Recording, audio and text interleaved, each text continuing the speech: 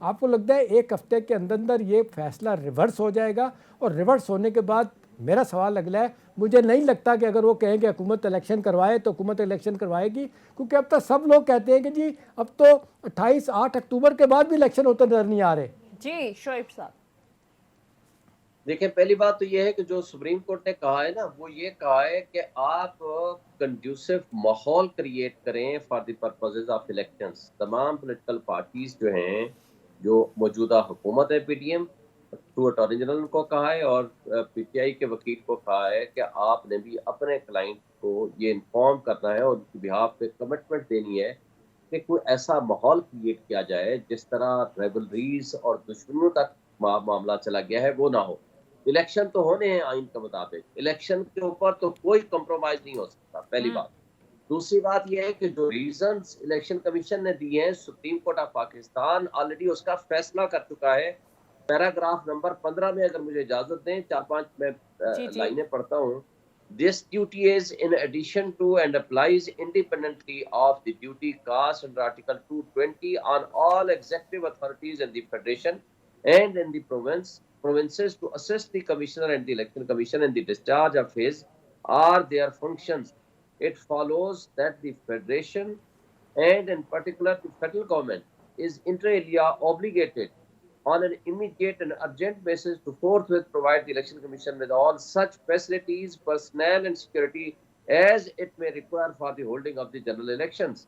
अब इसी तरह आगे कहा, in like manner it is the duty of the provincial governments acting under the caretaker cabinets to proactively provide all aid and assistance as may be required by the Election Commission. अब ये तो फैसला उन्होंने already कर दिया। अच्छा, अब इसमें क्या करना चाहिए था इलेक्शन कमीशन ऑफ पाकिस्तान को? अगर उनको कोई तकलीफ थी, कोई उसको प्रॉब्लम था, कोई इशू था, वो सीधा सुप्रीम कोर्ट में आते एप्लीकेशन देते कि जनाब ये आपका हुक्म है, या और ये शुएब साहब माजरत के साथ यही बात आप सुप्रीम कोर्ट में भी हुई। शुएब साहब, उन्होंने भी ये सवाल उठाया कि इलेक्शन कमीशन का काम इलेक्शन करवाना है, तारीख देना नहीं है। आपने तारीख कैसे दे दी? जी, ये इंपॉर्टेंट क्वेश्चन था। उनको सेक्शन 57 सब सेक्शन 2 के तहत शेड्यूल देना था, और उस शेड्यूल को सेक्शन 58 के तहत वो चेंज या आगे पीछे भी कर सकते थे, लेकिन डेट ऑफ इलेक्शन वो नहीं दे सकते थे, उनका अख्तियार ही नहीं था। ये बात भी आज अंडर ऑब्जर्वेशन आई है।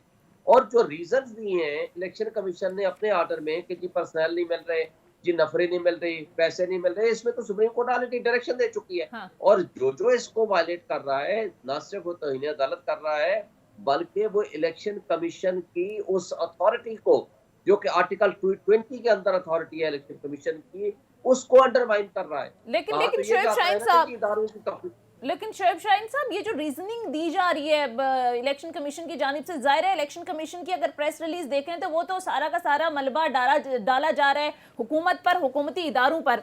बिलफर्ज सुप्रीम कोर्ट में जाकर कह देते हैं कि हमारे पास सिक्योरिटी नहीं है, अखराजात नहीं है, मरदमशुमारी का मामला है। आपको लगता है कि सुप्रीम कोर्ट कहीं रिलीफ दे सकती है, इनको थोड़ा आगे कर सकती है डेट, या सुप्रीम कोर्ट का जो फैसला है कि 30 अप्रैल को हमने इलेक्शन कराने वो ही कायम रहेगा? आपको क्या लगता है, रीजनिंग की बेस पर तारीख आगे पीछे नहीं की जा सकती?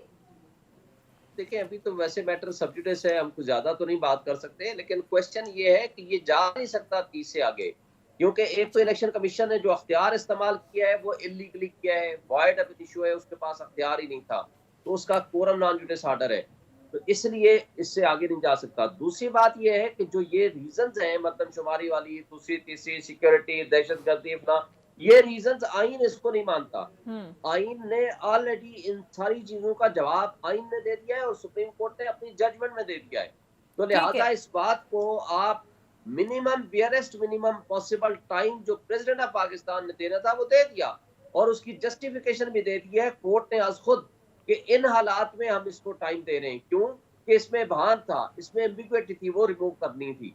तो लेकिन आज जो पोजीशन है वो, उसको मेरा नहीं ख्याल कि कोर्ट इसको आगे इन रीजंस को। एक चीज़ बताइएगा शुएब साहब, एक चीज़ बताइएगा, बहुत सारी बातें जो है ना वो शायद अदालत कह सकती है कि जी ठीक है सिक्योरिटी के हालात ठीक नहीं है, अगरचे 2008 में भी 2013 में भी इससे ज़्यादा 800 के करीब टोटल हमले हुए थे, दोनों को मिला के देखा जाए उन इलेक्शन के दौरान दहशतगर्दी के।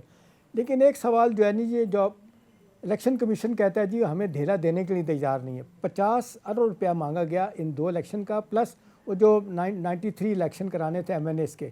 अब दूसरी तरफ सवाल यह है कि अगले दिन हुकूमत ने 150 अरब रुपए का लैपटॉप का प्रोग्राम मंजूर किया, एहसन इकबाल साहब ने करवाया मंजूर। अभी लैपटॉप दिलवाने के लिए बच्चों को तो 150 अरब रुपया है, इलेक्शन कराने के लिए जो आईनी जिम्मेदारी है वो नहीं। तो मेरा सवाल ये है कि क्या ये आर्गूमेंट सुप्रीम कोर्ट में चल सकता है?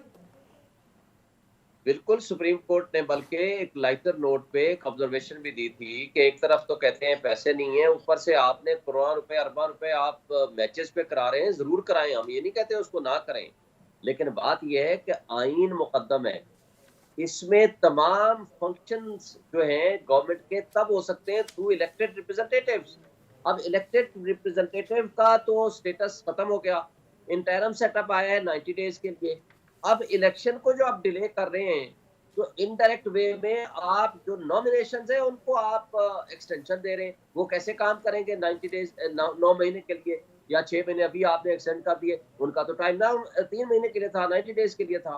तो मेरा मतलब है कि जो आइन, ये बिल्कुल बात अंडर डिस्कशन आएगी कि आपके पास मुल्क चलाने के लिए हर जगह पे पैसे हैं और होने भी चाहिए नेचुरली। हाँ। लेकिन जो आईनी जिम्मेदारी है, जिन्होंने मुल्क को चलाना है, वो है इलेक्टेड रिप्रेजेंटेटिव। 2 असेंबलियां काम नहीं कर रही, 2 असेंबलियां खत्म हो चुकी हैं।